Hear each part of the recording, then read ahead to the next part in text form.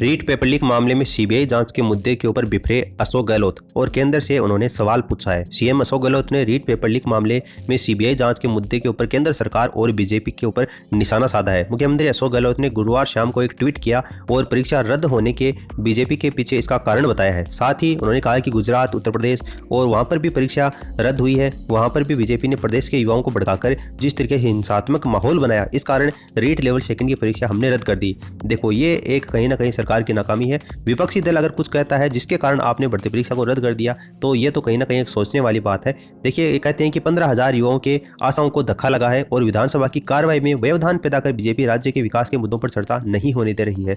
BJP का केवल एक ही मकसद है, बीजेपी केवल इतना ही चाहती है कि रीट परीक्षा की जांच सीबीआई से हो। इसके अलावा हम कुछ नहीं चाहते। विधानसभा की जो कार्रवाई है वो चाहिए यथावत यूं ही चलती रहे। इसके अलावा इन्होंने ये भी कहा कि बीजेपी चर्चा नहीं, सिर्फ हंगामा करके माहौल खराब करना चाहती है। जो राज्य बीजेपी के नेता हैं वो किसी के इशारों पर, देखिए किसी के इशारों पर ये इशारा कर रहे हैं वसुंधरा राज्य पर, यानी कि उनके इशारे के ऊपर लगातार हंगामा करने की नीति बनाए हुए हैं, जिससे समय पर भर्ती संभव ना हो और सरकार को बदनाम कर सके।